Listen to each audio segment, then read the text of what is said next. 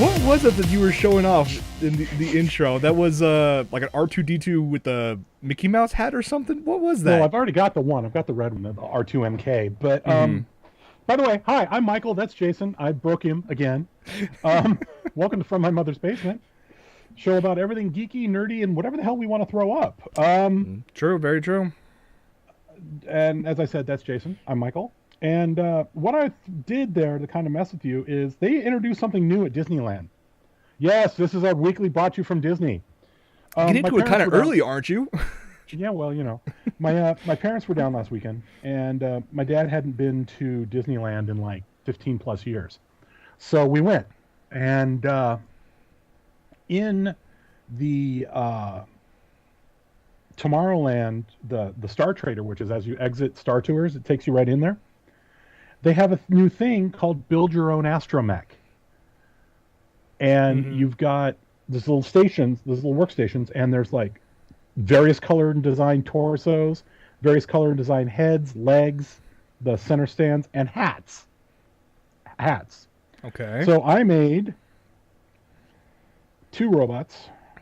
I made this one, this little guy right here. Nice. Put him in a pirate hat, just because I could. And made this little guy. And put him in mouse ears. Oops, hang on. Where are you? There he is. Okay. Just because I could. So yeah, and next time I go, I'll be going there for the Gumball Rally with a team with Amy and Nikki.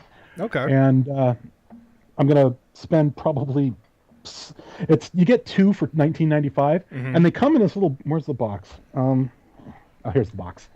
You get them. They give you a box. Okay. That there's a stack of them there, and they give you stickers.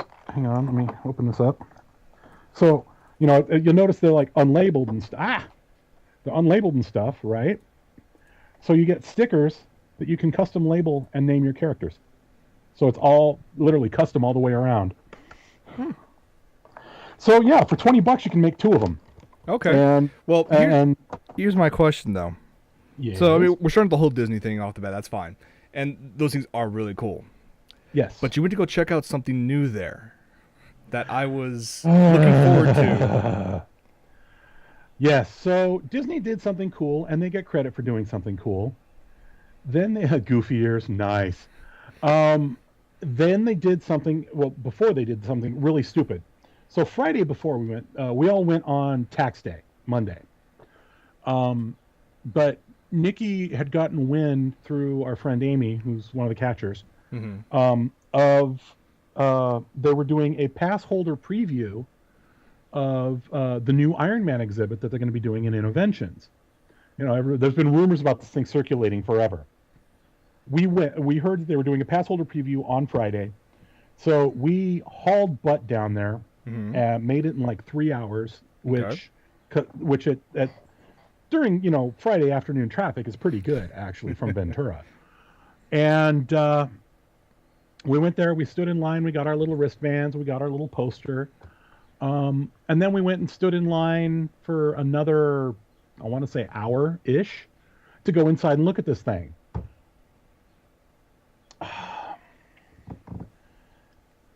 Did not even come close to living up to the hype. Because they hyped it up like, oh, it's going to be the biggest thing, and it's going to be awesome, and you're going to get to virtually try on the Iron Man armor, and it's like, okay, fine, whatever. Well, you look at it and thinking, okay, if you're going to go the Stark Industries route and have that take over Innoventions, there's a lot of cool shit you can do that with that. I was thinking they could have done the whole damn thing like, like the Stark World's Fair or something. Exactly. They could have done that, but they didn't. What they did is they took one section, and I think it's a section where Asimo used to be, and they cleared it out, and they put, that in the Iron Man movies when you look in the and he's got his workspace, and you've got that like little hall of armor, and it's got all the the Mark 1 various. Well, they had that. They had the Mark 1 through the Mark 7, and then they had the, I want to say Mark 42. That's the latest version, yes. That's the latest one from the movie. Yeah. But that was on a separate center pedestal. So they had these there. Then they had a little back hall thing that had pictures from the movie. And they had two Xbox Connect workstations. At least I'm guessing they were Kinect. It didn't really specify because they hit them pretty well. But it was an Xbox Kinect type technology, where you stand in front of it and it maps you and it throws armor on you, and tries to fit you, and then you Did you freeze? suddenly flying around in the Iron Man armor. Huh. That's the whole virtual thing? That's the whole try it on virtually. I was let down. I was like, I'm standing there and I'm going, I drove 3 hours in rush hour traffic for this? Sucker. No. It's okay. I mean, really, it's okay. I mean, I got to, and we ended up seeing Chris and Amy there for a little bit, so that was cool. But, yeah. Okay. Yeah. Well, let's get on to some happier news. news. Mick and Donald-shaped armor, sorry. There's always DeviantArt. So it's cool to see, but don't get your hopes up on it being, oh my god, fucking awesome! Okay. It's not gonna be. Gotcha. All right. Well, let's talk about some good news, actually.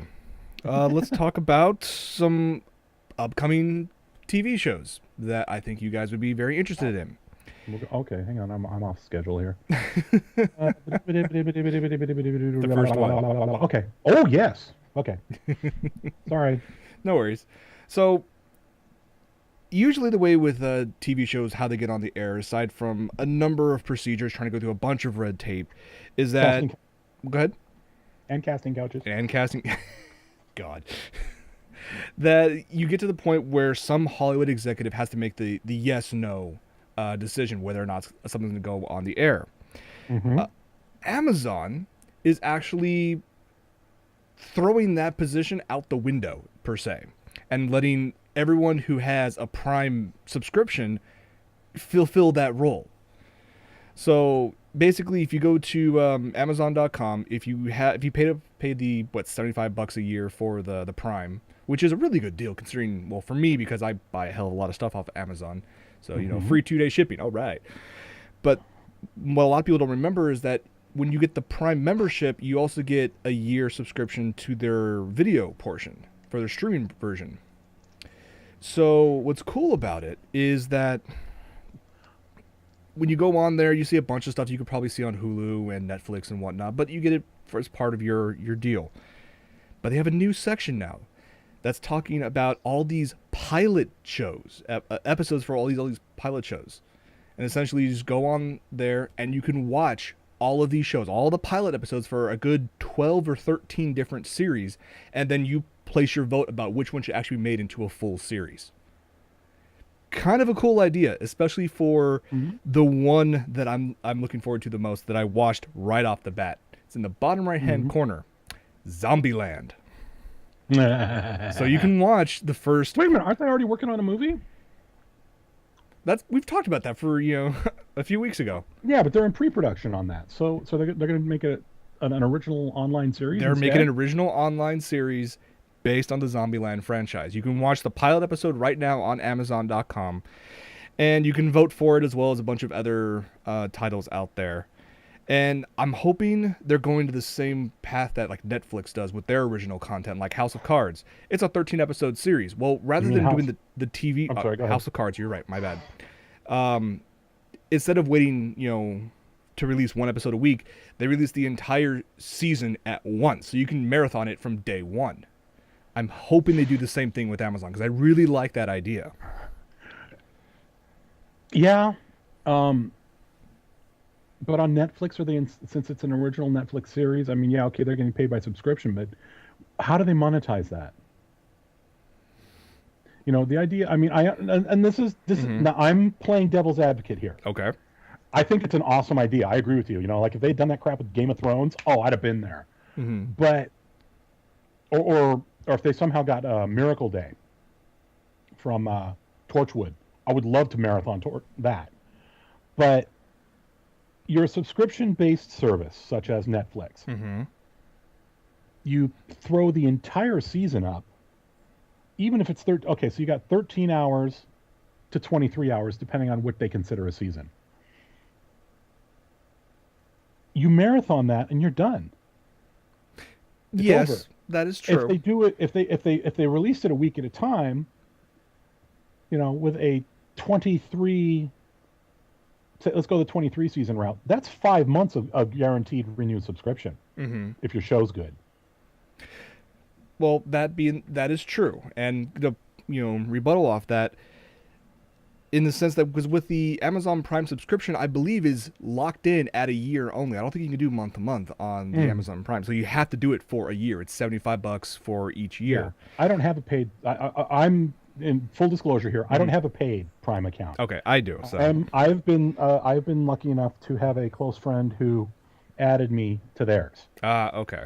So I don't know if I get access to all that stuff also or not. No, you have to have, if you log in with their Prime account, then yes, you have access to it. I'm a sub account. Oh, I don't know then. Probably not. I don't know.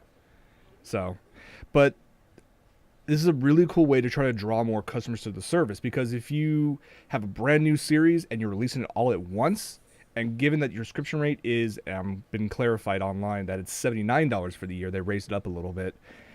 You're going to snag them. They're going to probably watch it in one bit, but you have them for the full year. And not to mention, Zombieland's not the only series that has pretty good merit of the possibilities of becoming a full-fledged series.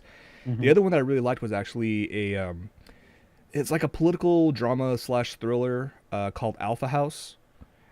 Think like West Wing, but it actually stars John Goodman. Oh, I heard about that. Yeah. So you can watch the pilot episode of that as well.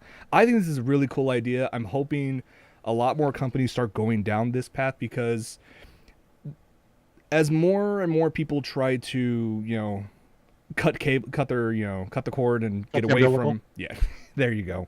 Get away from cable and satellite and whatnot. Having these options here readily available, I think is a fantastic idea.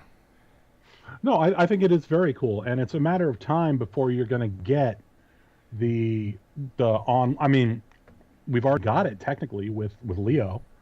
True. Leo doesn't do anything fiction though. True. I mean, Leo's all factual stuff, despite NSFW's best efforts. There's a reason why Leo Laporte does not watch the NSFW show. Yeah, no. He just goes, do they have numbers? Did they bring in people? Cool, leave it at that. Fix my camera. Should have been done pre-show. Well, had it all done good. You wanted to go casual. Yeah. Well, and I may shift back, so this will be the semi-pro version of the show. Anyway, there's a pro version of the show? We actually get, honest to God, network broadcast, for lack of a better term, on the internet. They're slowly getting it, and the question is, at the rate the major networks are taking, will it be too little, too late? True. Good point.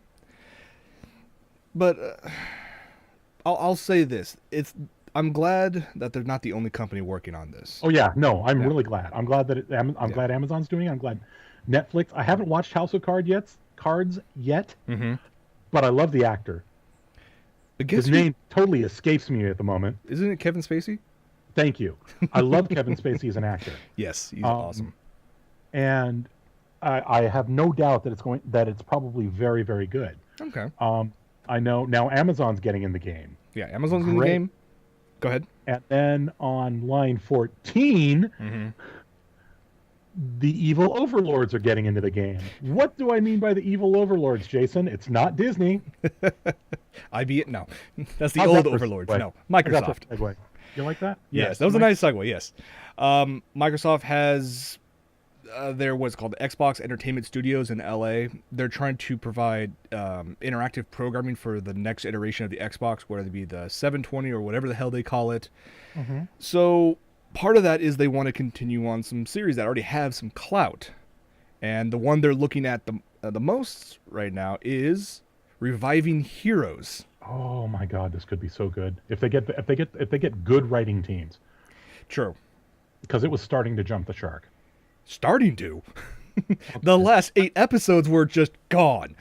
Well, the last 8 episodes were, let's see how many sharks we can stack together and jump. But the first couple seasons were epic. I mean, the whole, figuring out Sylar, the post-apocalyptic side. I mean, that was all really kick-ass storyline. Yeah. But here's the problem, though. I know you were looking forward to what would happen to Sylar and move forward with all the characters. No, if this goes through, they will involve new heroes and new storylines, So but it's they'll Heroes include Universe. cameos of the past stars. That's about it. Okay, so older brother Petrelli's gone. Younger brother Petrelli might show up. Hayden Panettiere, they saved the cheerleader. Now what? Oh, she's whining. Okay, let's move on. Hero will show up though. Hero would be cool. Hero has to show up. He's awesome. If this is going forward, they have to have Hero show up at least a couple times. Yeah, yeah. Hero has to show up. Thing is, a lot of the actors in that show, what are they doing these days? Not, I mean, Hayden Panettiere's got that Nashville show, Mm-hmm. which I don't know how that's doing on ratings wise. Mm. The guy who played the cop, he's in another show. Mm-hmm. What are the others doing? The guy who's Sylar, I forget his name. Zachary Oh, Levi. yeah. Zachary Quinto's Or got Quinto. Spock. Yeah. Okay. So He's Zachary kind Quinto- of playing the big movie superhero He's also kind got of thing. he's also got a show. Oh God, I forget which show, but he's got another show. Mm. He's playing like a executive or something. No, okay. So I mean, they could easily bring him back, but again, negotiations. If the money's there, they'll come back. So and Microsoft, as much as they hopefully are an it's evil over- overlord, they do have money. So Yeah, they have money. I just hope it. A Jonas Brothers commercial. Oh, I'm so sorry, Sega fan. that sucks. Yeah, but money does not a good show make, and it all comes down to what's the storyline going to be. Yeah, true. You guys hear me harp on this shit all the time. Writing. If you don't have good writing, you don't have a show. Exactly. Oh well, we'll see what happens. American Horror Story. Thank you. Okay. Donkey Punch. Oh my God. Oh, And we're sorry. all 8-year-olds. Okay. Let's move on to some tech news. Yes, let's. Let's talk about the dreaded Windows 8. Windows 8 works great on a tablet. You throw it Yes. on a desktop, and it's the abomination of the century. The main reason for that is the damn Metro interface. The whole, hey, you can use your finger to slide across and open up all your applications and whatnot without You using... can't customize it for crap. What is it? You can't even really use the desktop all that much. I mean, there is a desktop, but you can't use it like you normally did. There's a way to make it usable, but it Sure. involves third-party software. Yes. But hopefully not for much longer. And if they do this, I foresee a small number of people might be jumping from Windows 7 to Windows 8. And that is because in the first update, Windows 8.1, Microsoft is considering putting the start button back and also allowing you to boot straight to the desktop and bypass the Metro interface altogether. Have they confirmed this in writing? Like, has Microsoft come forth and said, yes, we're considering this? Or is this more wishful tech thinking? This is more people with inside sources have announced this. Most specifically, Mary Jo Foley. You might remember her on Twit TV's Windows Weekly. All the tech sites are talking about what she got, stating that possibly in 8.1, the start button and the boot to desktop feature will be instated. I actually, for those of you who don't know, my day job is I'm a level 2 tech support agent. I actually had a customer recently who had Windows 8 with a start menu that he told me was not third party. But you have to have the enterprise level of Windows 8 to get it. Which is like one of the most expensive versions, isn't it? Yeah, pretty much. I think it's like one step shy of Ultimate. I mean, I still laugh at the fact that of the prices even just for Windows 7 right now. I mean, I'm lucky enough that when Microsoft did this like tour just before Windows 7 was released, where they had the presentations at all these theaters. You go there and they list all the different options. You sit there for a couple hours while they showcase all the cool stuff about what's coming up in their software, the OS. And when I walked out, they handed me a nice little goodie bag, and I opened it up, and there was a legit copy of Windows 7 Ultimate for free. And I'm like, done. Yeah. I remember hating you for that. I mean, the presentation was absolute crap, but The goodie bag was worth it. Yeah, it was. I got off work for a few hours and sat down in the air-conditioned theater, watched them talk about stuff. Microsoft guys are not good presenters, I'll say that. No. But walking out with a free copy of Windows 7 Ultimate, I was happy. There you go. Obviously, they didn't do that for Windows 8 because everyone knew what they were going to do if they were going to continue. Oh, well, it was worth the pain. Let's leave it at that. But let's talk about Google, and specifically Google Glass. A lot of news has been steadily coming out now. The fact that the Explorer versions, or basically the dev kit versions of the accessory, I guess you can call it, is finally making its way out to all the 1,500 or so developers. And we finally got some more information about what's inside this thing. Given the fact that it's all on just one side of your head, and obviously the big heavy part in the back was the battery, but we had no idea what the specs were, what the quality of the screen was going to be, I mean, how it all worked. And we finally have some information. Let's talk about the screen itself, or it's not really a screen because it projects directly onto your eye. It doesn't have a little screen. No, it doesn't. So it's what they're using it on. It doesn't project directly on their eye. What it does is, if you look at the top picture in there, it's a split. It's a prism. Okay. So what it does is it projects on the prism, which is up into the viewpoint. Close enough. Not even close. All right, fine. Big difference than direct into your eyeball. It's only going to be a 640 by 360 display resolution. Yeah. So they say it's the equivalent of a 25-inch HD screen from 8 feet away. Yeah. How are you going to spin this? Okay. Yeah. The little camera on there is going to be 5 megapixels, capable of 720p video. The microphone is actually via a bone conduction transducer. I actually had something similar to that in the earpiece called the Jawbone when it first came out. Yeah. So those things were really awesome. I really enjoyed those. So this has that in it. 16 gigs of flash memory on board, 12 of which is only usable. So for all the OS and whatnot. It will sync with Google Cloud Storage. Now, before you think the glasses itself will sync to the cloud, it has to sync to your phone before it goes up to the cloud. So you have that option. They're saying, as far as battery life goes, they're saying it'll last up to 1 full day of regular use. Typical, yeah. So that'll last maybe, 5 hours, if that? Yeah, especially because what they're saying is how to lower the battery use is, certain applications like video recording and Hangouts will have a greater impact on endurance, while Glass charges over a micro USB connector. Now, let me clarify something I said a moment ago. I thought it had to go straight through Bluetooth to your phone. For most purposes, it does have to do that.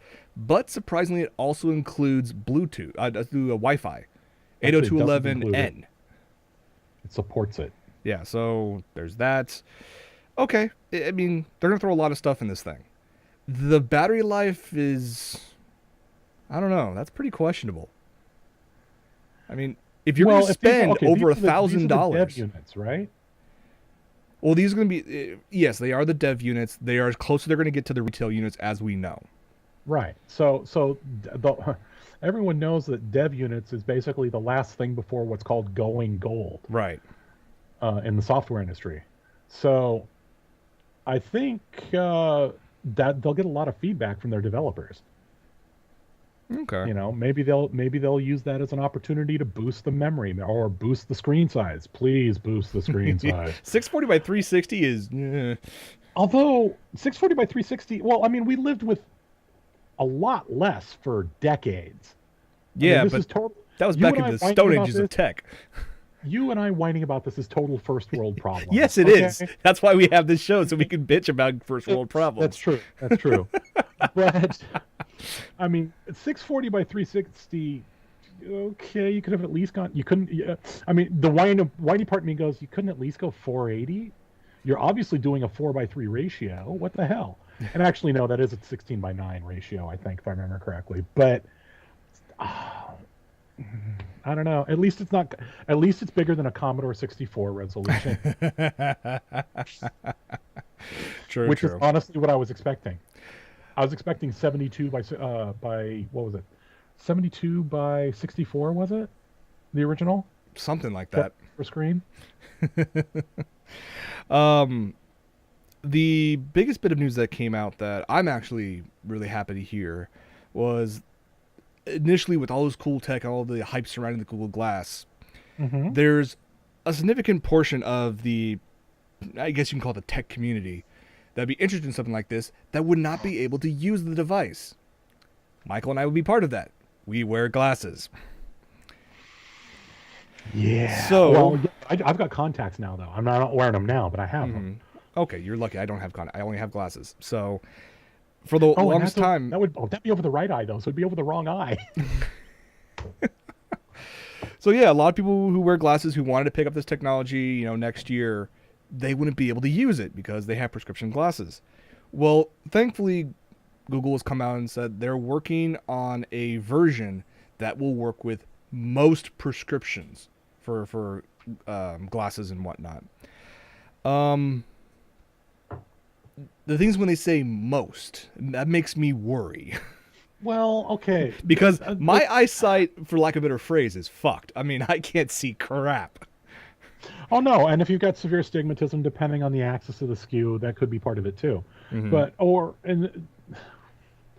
I kind of feel sorry for is for contact wearers like myself when I'm wearing them, because of my bizarre astigmatism. My contacts are right eye, since it's the right eye dominant, set for far focus, left eye set for near focus. Oh, you're That kind of thing's on the screwed right then. side of my face. I'm screwed. Oh well, I'm glad they're still working on it. They say they're gonna have a workable version by year's end. The retail version should be coming out sometime next year. I know I can't afford it day one. There's no way. Have they ballparked a price on this thing yet? They haven't ballparked a retail price yet. All they've released is how much it was to get on the Explorer edition, which is was? $1,500. Actually, that's not bad. Considering all the tech that's in there, it is not bad. But even if they try to drop it down to a reasonable price of $999, I don't have $1,000 lying about. Do you? Yeah, exactly. In a few years, we could see what happens, because don't forget that Microsoft is also working on their own glass thing. Apple is reportedly working on some sort of wearable computer device, so most likely in a watch form, not in a glass form. But we'll see what happens in the next few years. It's gonna be very interesting. I still want. I mean, I think depending on what they do with it, I will probably get one, but it won't be day one. Yeah, true. It's just a matter of time. So I don't remember. I don't remember if those are color or not. Which ones? The screen. Is it a color screen? It is a color screen. Yeah. Okay. So we'll see what happens. Well, speaking of Google, we've talked about it on the show time and time again about This show Google. sponsored by Google. It's no longer Disney, it's Google, which I'm happy with. But Google Fiber started off in Kansas City, then it's moved to Dallas, and now made the announcement they're going to move to Utah. It's nice. It'd be nice to get it more closer to where we live on the West Coast. I like to pay $70 a month for a gigabit. Bay Area. Huh? Oh yeah, no, I totally pay $75 for a gigabit. Hell yeah. Easily. Up and down, I'm there. Oh, that'd be nice. Well, Sony decided, you know what? We kind of want to one-up on you on this. In the sense that you can't be the only person who's getting all the glory about offering gigabit service. So one of Sony's companies in Japan is an ISP, or an internet service provider. And they made the recent announcement they're going to offer the world's fastest home broadband service. So The company is called SoNet Entertainment, and starting Monday, they're going to offer their Neuro fiber-based service to residents in the Tokyo and some surrounding areas. It's about $50 a month, so cheaper than Google Fiber. Granted, it's a 2-year service agreement, so you're going to pay a little over $500 over the 2-year speed. But Over 1,000, actually. sorry, over 1,000. It's the installation fee. It's over $500. My bad. But here's the speed though. Up and down, 2 gigabits. That's 2 gigs guaranteed. Yeah. Wow. Here's my thing. Wow. I know I could do a lot of things with a single gigabit, synchronous. I'd be happy with that. I don't know if I need a 2 gigabit setup. I know exactly what I'd do with it. What, stream 4K? Well, just if we had 2 gigs up and down between the two of us, we would have 24/7 broadcast of something. Knowing you, it would be ponies. Knowing me, nothing so wrong much with ponies. hentai. Come on. Although I do like Sega Fan the chat's option of so much hentai. That's what I just said. Yeah. $1 million. It's just wow. But the fact they're HD offering it, Factor and Panther all the time. I think it would be awesome to even have one of these services available where we live right now. I mean, granted, this Sony 2 gigabit thing is awesome and it is cheaper than Google Fiber, but it's only available in a very small area of Japan. Yeah, you need but to you got to start expand somewhere. that. Yeah, it will expand though. I mean, once if the Sonet gets it right, and they get, Tokyo suitably wired throughout, which it's going to take them time to roll that out, as dense as Tokyo is. Mm-hmm. By dense, I mean dense population, Yes. not dense as in stupid. Well, no. They've done some weird shit. But it's only a matter, once they get it working in Tokyo, it's only a hop, skip, and a jump to Osaka, Mm-hmm. then Kyoto, then Osaka, because they're in that order. And the other major metropolitan cities, and then from there it's going to fan out. So, but Japan will do it faster than we do, I guarantee it, Mm-hmm. because that's just the way they are. But I think what I'm wondering about with this whole Google thing coming down is, okay, if Google sees this, are they going to go, well, shit, we're not going to be updone by the Japanese. Let's push ours to 2 gig. I mean, it's freaking fiber. Screw that. I'll one up them 3 gigs. No. Well, I mean, a typical clear fiber line, if I remember correctly, and I'm guessing off this, it can do over 5 gigs Mm-hmm. with the right systems. So they could, if they wanted to, push it. True. They easily And could. yeah, we would start our TV studio would go live. But I mean, because I'm getting ready to go up north, Mm-hmm. to move up north. You've talked about moving up north. I will move wherever there's a job for me.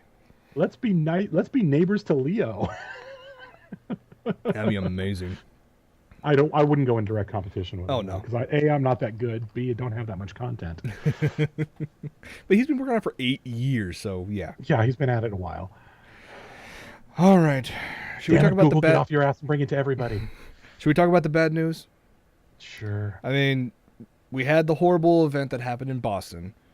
Yes, and our sympathies go out, and our prayers go out to all the victims and the victims' families. I'm glad they caught the kid. Mm-hmm. Moving on from that. Yes. There's something I else don't that want happened political in that diatribe. time frame. Yeah, they took advantage of that little distraction to Mhm. push through CISPA. That's right, boys and girls. If the House has passed CISPA, if the Senate passes it, the president signs it, ISPs will no longer be required to receive a warrant before giving up your information. The government can call at any time and say, give us all the details on user XYZ at this IP. And they can just turn around and go, thank you very much. Here you go. Mm-hmm. And you thought trying to hide your browser history was bad before. No. those of you who are on Reddit, on some certain subreddits, you might need to stop going there if this passes. I hope it doesn't. If Obama, okay, supposedly he stated he hates the bill and he's willing to veto it, but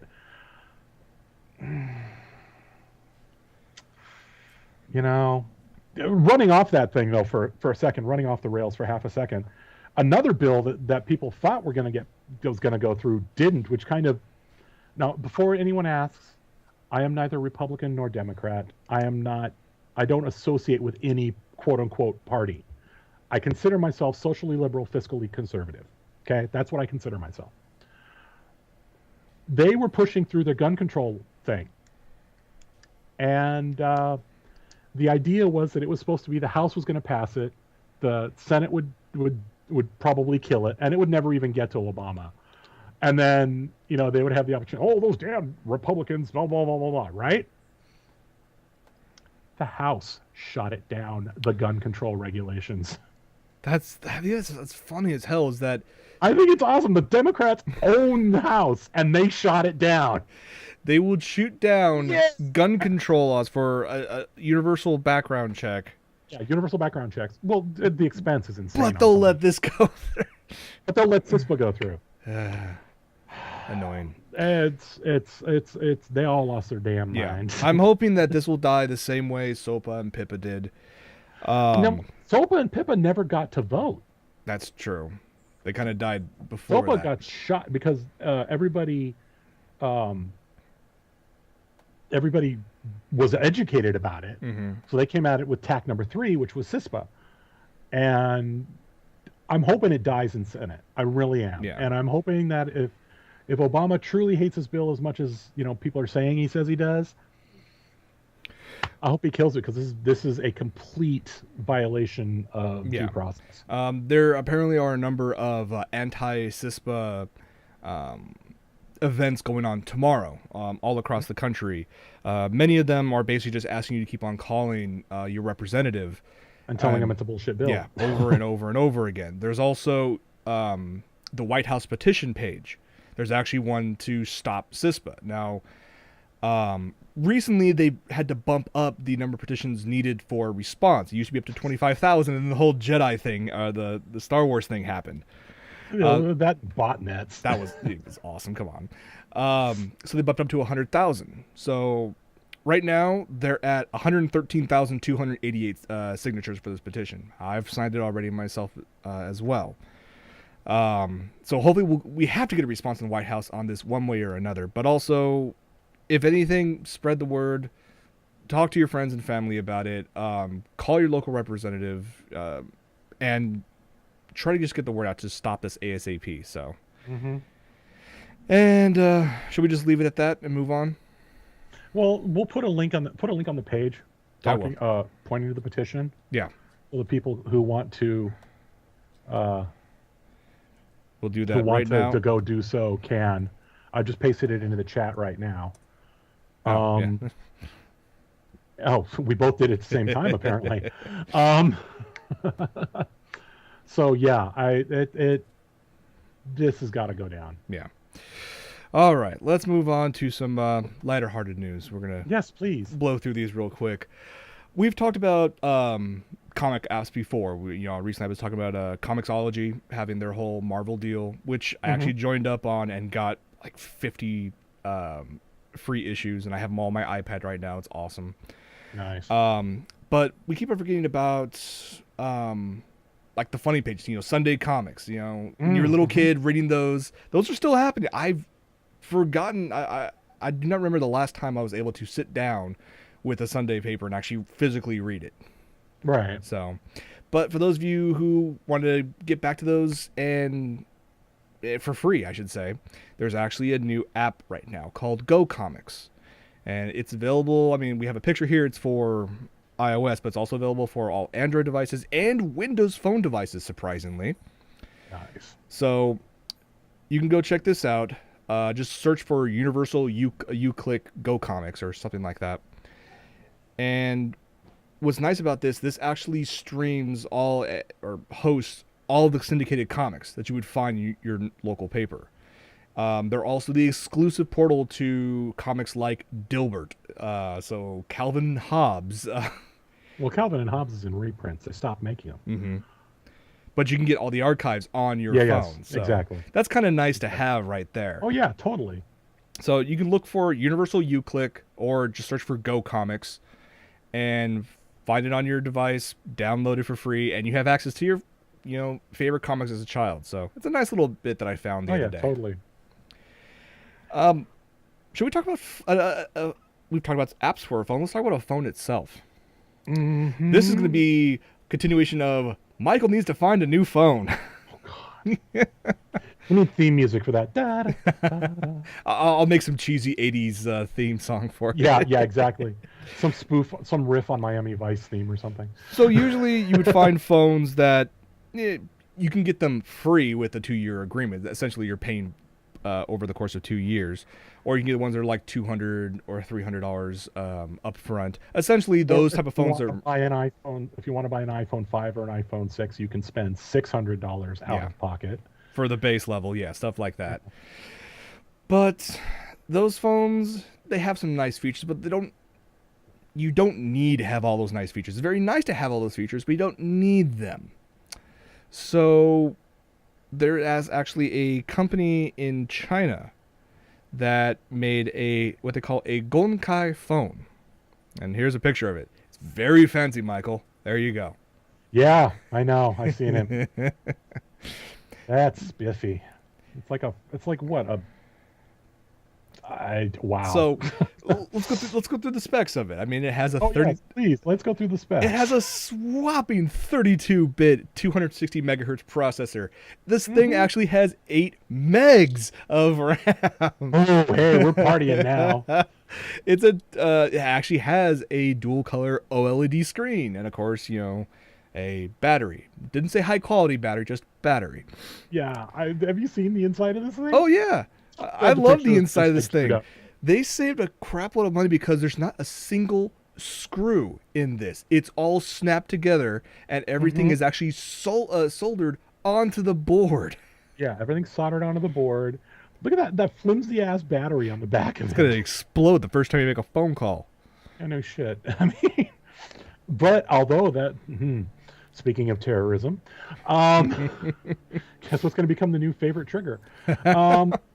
Especially because, I mean, this thing, as flimsy as it is actually quad GSM.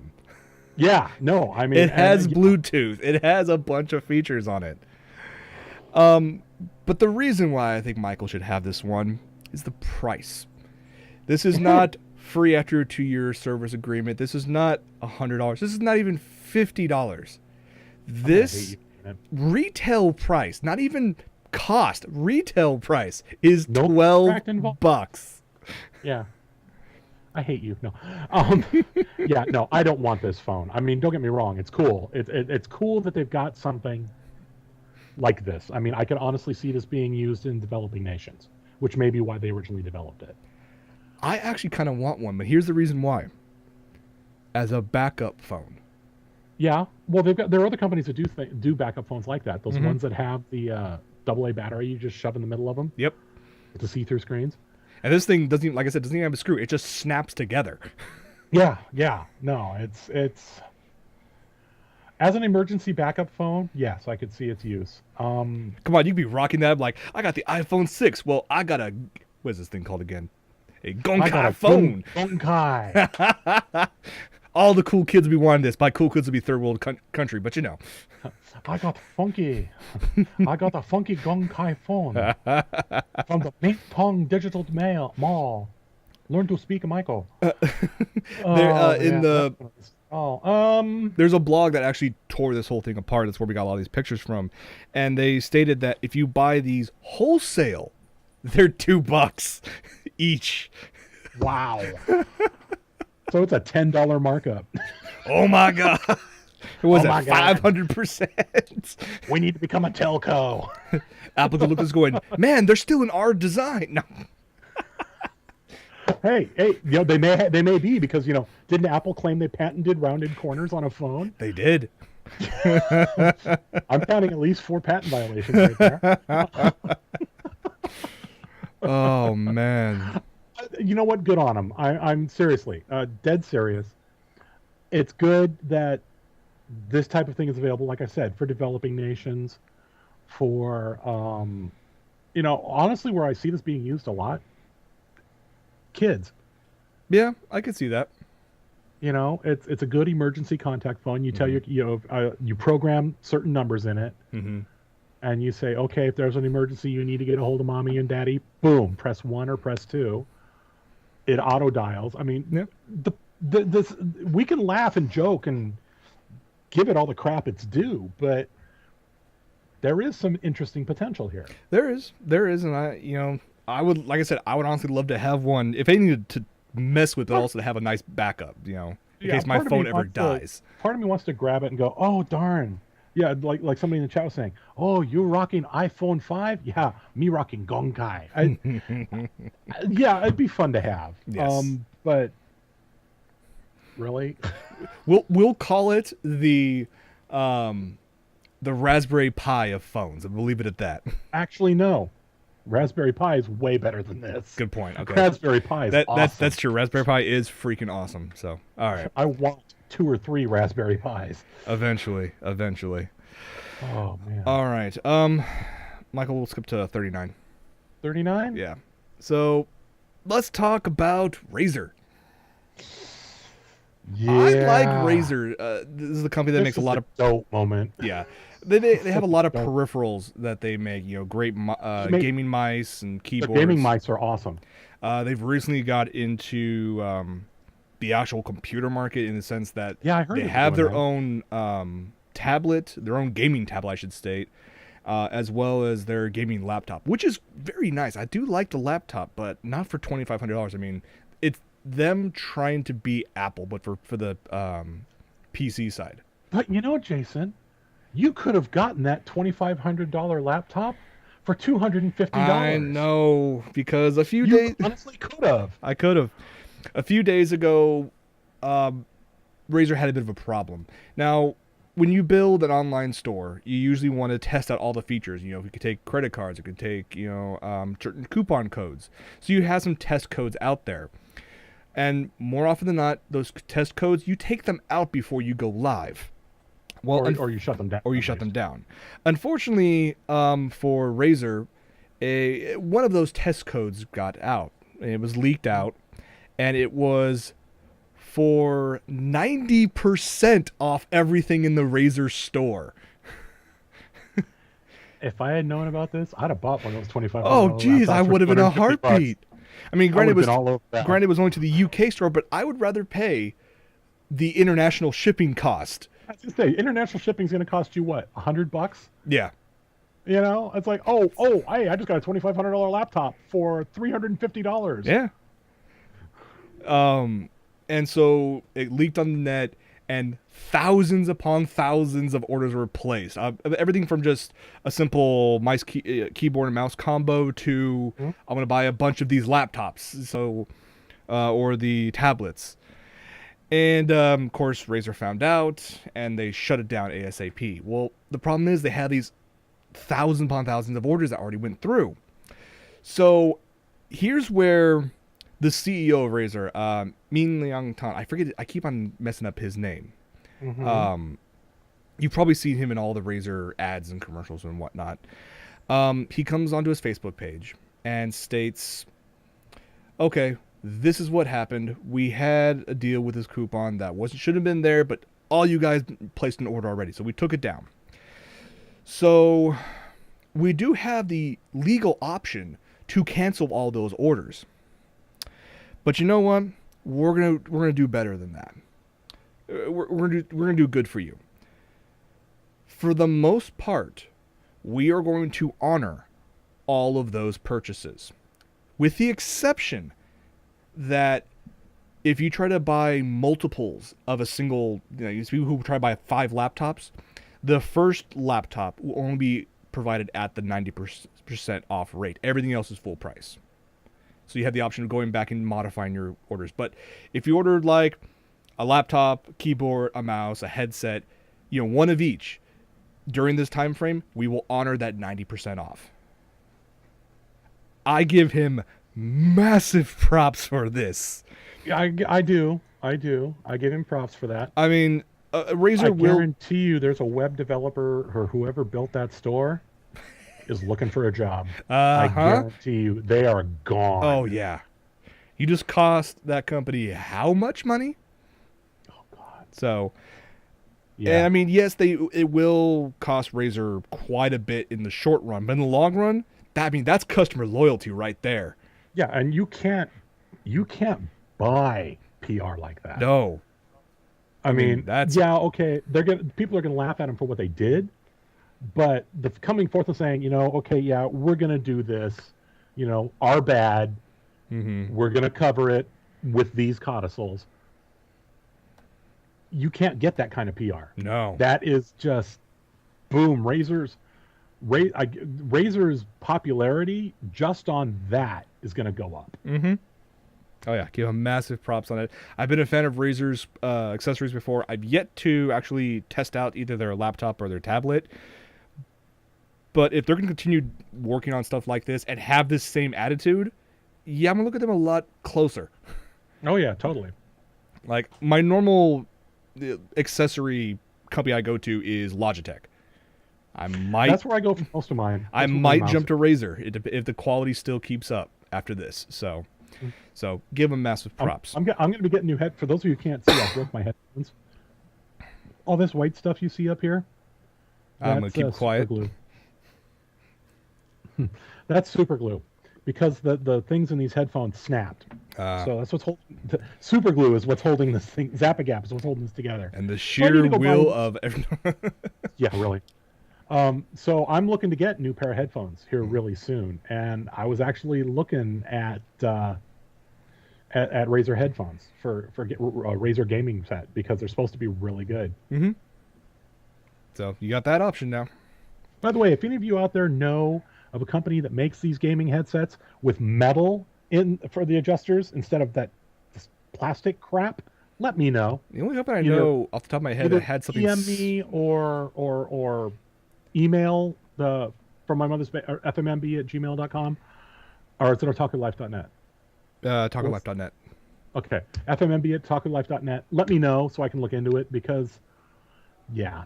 Anyway. Yeah, I mean, the only on a side note with that, the only headset I've ever seen that had those in metal, and it was a while ago, was Triton.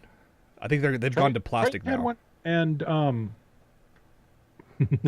a well-worded email to Creative about a set of headphones they don't make anymore. Who knows? That's a possibility. There you go. But yeah, no, I Sennheiser did for a while. It wasn't a quote unquote a gaming rig, but Sennheiser made a podcasting rig that had metal. I don't know if they still make them anymore. Okay. We got two final things before we get to what we're watching, and this next one we're going to talk about is one hell of a Kickstarter. There are a number of great Kickstarters out there, and some have actually come to fruition. I backed the Pebble Watch, and that thing came out flawless. I love that thing. And I've been looking on Kickstarter trying to find other things out there. Not if I personally can, afford to back up, but if it seems cool enough, I'll promote it. And this next one we're going to talk about, it totally needs to be to happen, and it's going to. So, without even talking about what it is, let's just show this, shall we? Indeed.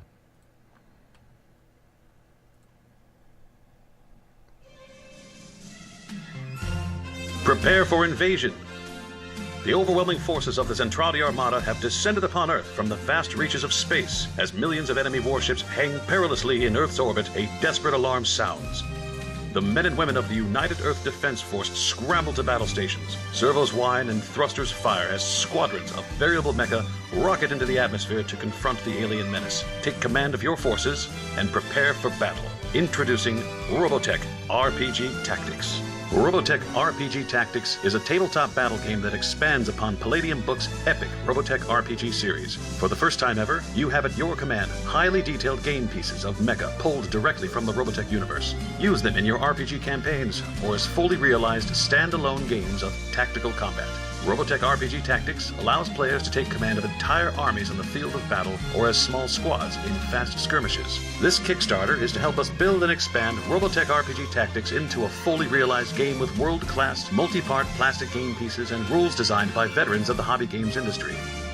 As the Kickstarter continues to grow, we will be adding to the range of our offer to include more mecha, to expand your collections and add new levels of strategy to your battles. The game pieces are a main feature designed for collectors and gamers alike. Marvel at the quality and detail of each fully realized game piece. At 1/285th scale, each piece comes as a multi-part plastic kit, accurate to the smallest detail and designed to create varied and dynamic poses to fill out your battle squadrons. With the successful funding of this campaign, Palladium Books, in partnership with creative studio Ninja Division, will bring you the Robotech RPG Tactics 2-player starter. This box set will be crammed full with the high-quality mecha game pieces, a full-color rulebook, dice, data cards, and everything you need to start playing. Introducing the VF Series Valkyrie. This iconic Veritech fighter will come in all 3 transformable modes for battle: Fighter, Guardian, and Battloid. United Earth Defense Force Destroids. These hard-hitting walking tanks bring to bear fearsome firepower to support your defense of Earth. The Zentradi Regalt Tactical Battle Pod. The mainstay of the Zentradi invasion force, the Regalts are nimble, heavily armed, and drop from the skies in endless waves. The Glog Commander's Battle Pod. No Zentradi field commander worth his protoculture would be caught dead without this towering and heavily armed officer's pod. Robotech RPG Tactics expands on your Palladium Robotech RPG adventures or functions as a standalone battle game for 2 or more players. The fast-paced rules pit players against one another in furious scenarios pulled right from the Robotech saga. Create your own massive battles using the flexible rules in your combat scenarios, or build your own armies of mecha drawn from the expansive universe of war machines used during the first Robotech War. RPG Tactics is the new way to enhance your existing role-playing campaigns by allowing you to take part in sweeping battles with streamlined rules built for speed of play and quick resolution. Robotech RPG Tactics delivers an action-packed standalone game for tabletop strategy game enthusiasts, collectors of high-quality game pieces, and fans of Robotech new to hobby games. We thank you for your support. This ambitious project needs your help. Please select the level of support that is right for you and keep an eye on this page as we unlock an expanding range of dynamic game pieces only available during this campaign. Don't miss out on this chance for rare exclusives and what will be an amazing product line. Thank you for your support.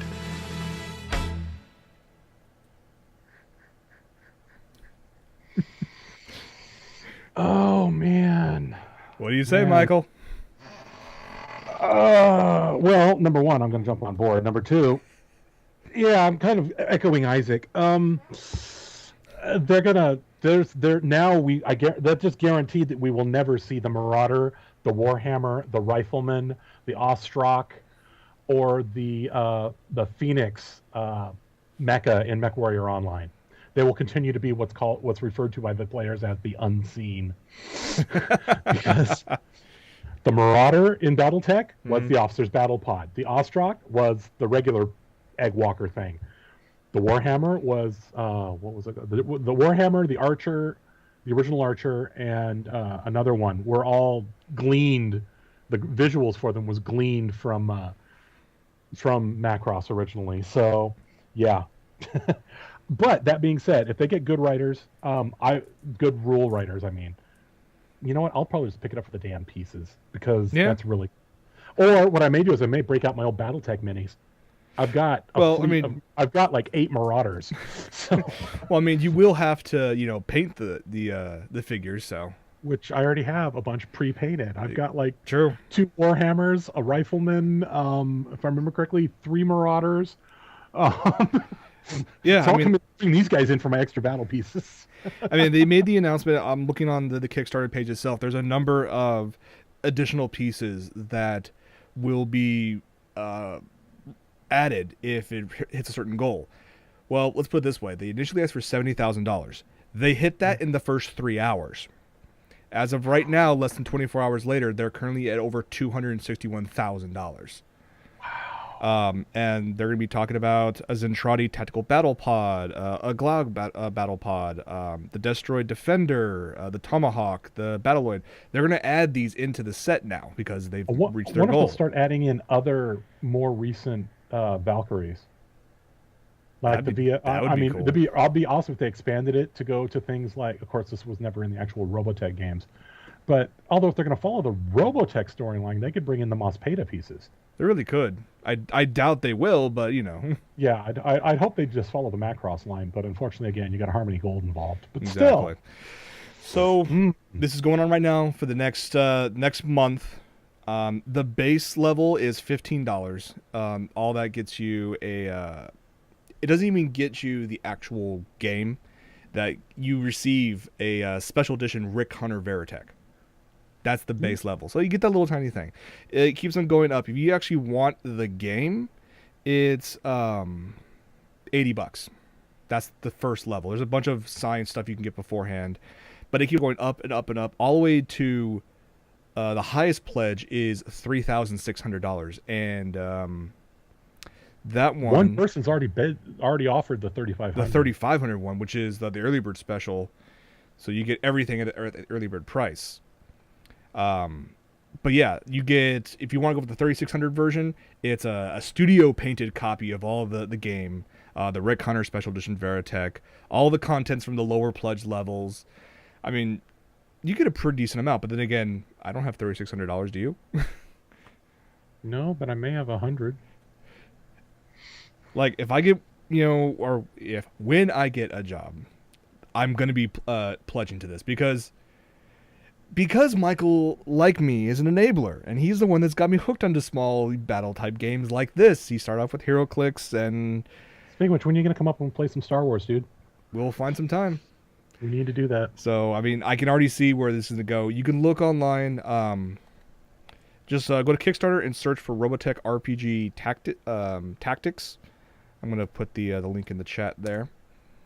So actually, it's Robotech RPG Tactics TM. Trademark. Of course, they have to add that in there. Mm-hmm. So, yeah, it could be awesome. I'm hoping that if they've gone this far and have $250,000 pledged already, I'm hoping certain companies that have deals so this can actually happen won't turn around and go, "Ooh, you got a lot of more money. Let's change the deal, shall we, so we get more money out of this."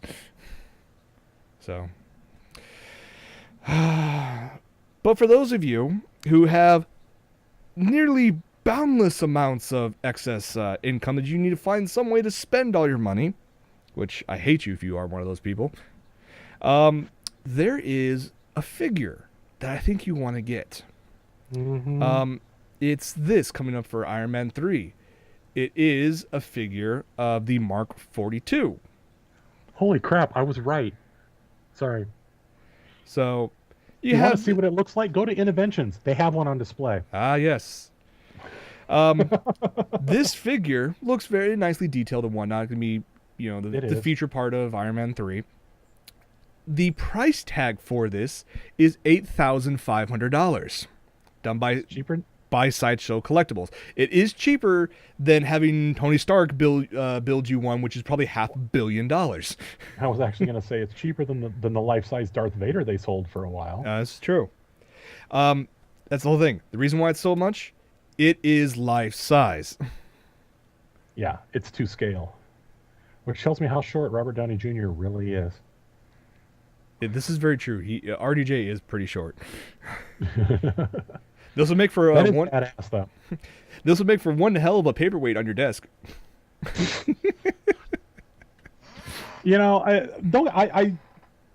I collect large size figures. Nikki collects large size figures. That's a little too large.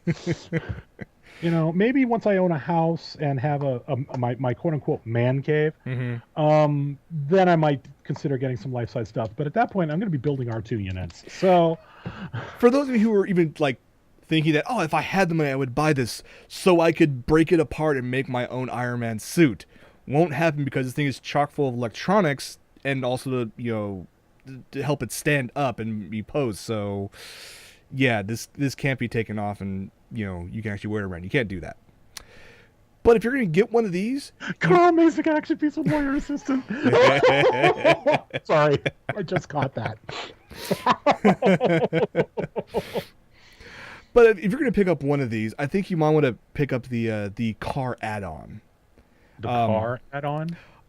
Audi is rumored to be selling their own version of Tony Stark's R8 that he'll be driving in the film.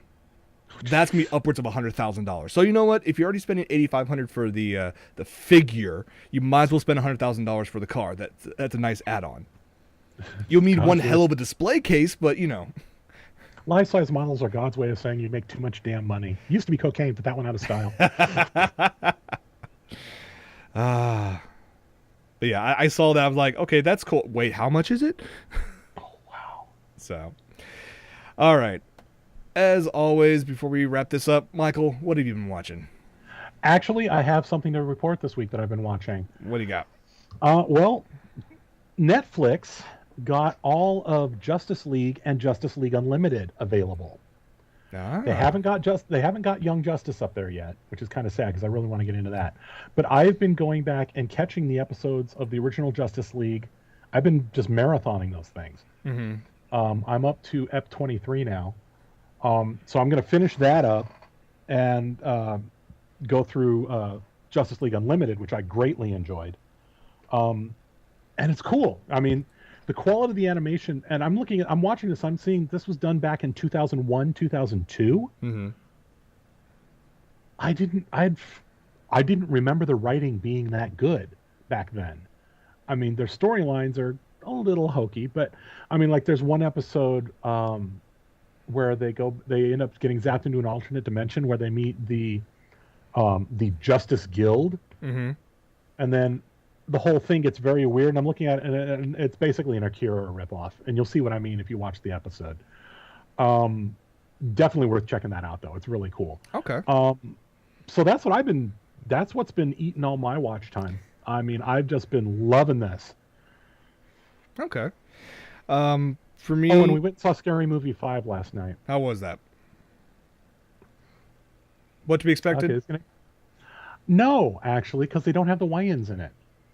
The Wayans aren't in it? The first Scary Movie without the Wayans. Of course, they just released Haunted House. Oh, good point. So they may have done it in retaliation or something. I have no idea. It was a lot of fun. There are some really funny bits. It's nice to see that Charlie Sheen can still laugh at himself, and so can Lindsay Lohan. Good.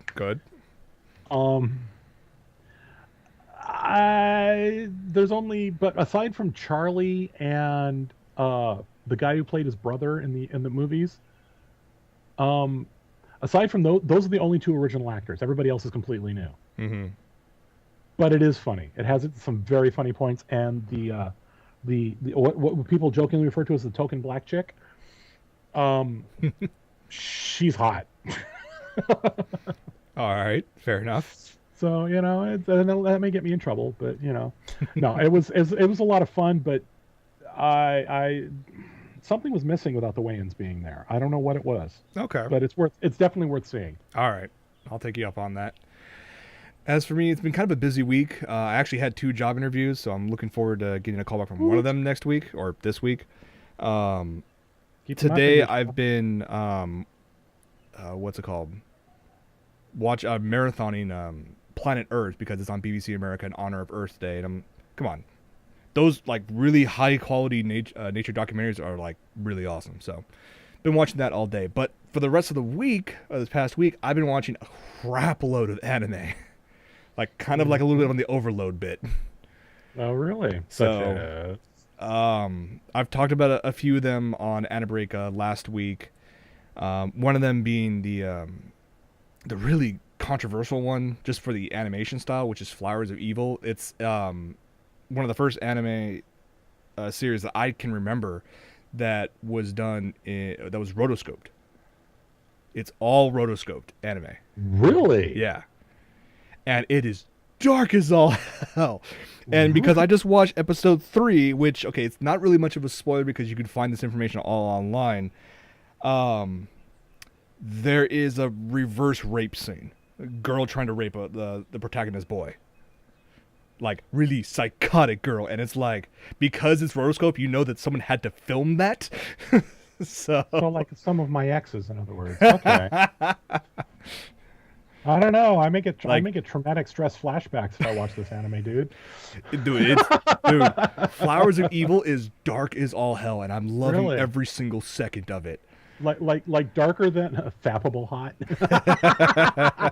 My answer to that question, Pranizawa, rather, I apologize, is no comment. Yes. But so you're gonna link me up with this thing, right? Yeah, it's on Crunchy, so It's on Crunchy. yeah. There's a number of other series that are very lighthearted here and there that I've been watching. I'm actually enjoying. Heneko being an odd one. I never thought I would actually enjoy this. It's similar, or the story initially seemed similar to a previous series called R15, which sucked. The translated title is The Hentai Prince and the Stony Cat. Essentially, you have this boy. Oh, I've seen figures for that. Yes, awesome figure. Basically, boy who has, at that age has very lecherous thoughts and whatnot. Well, he meets this stony cat god thing. Things happen, and all of a sudden, he has no more inner monologue. So everything he's thinking, he just says. So, kind of gets into trouble. So it's Liar Liar animated. Kinda, yeah. With a horny kid. With a very horny kid. Imo Season 2 is just as good as the first season. I'm enjoying it so much. The new Attack on Titan series is awesome. There's and like I said, there's a lot of like smarmy stuff that I'm slowly going through, like Photo Kano, which is essentially an anime version of gravure videos. What? Yeah. Really? Yeah. Photo Kano is a PSP game. You're a high school excuse me. You're a high school boy who got a essentially a Canon DSLR for a birthday, and you go around taking pictures and video of all your fellow high school girls. I'm familiar with the. I've heard of the game. Yeah, this is the anime version of it. But every time they takes a picture of a girl, things start happening where a relationship might happen. So they mixed gravure video with with a high school slice of life romance. Oh my. Like it's okay then. It's not as bad as Nakaimo, but it's getting there. So it's been up and down this whole week in terms of anime. So, but that's what I've been watching. So, alrighty. All right, I think that's gonna be it for this episode. We covered a lot of different things. Yeah, we did.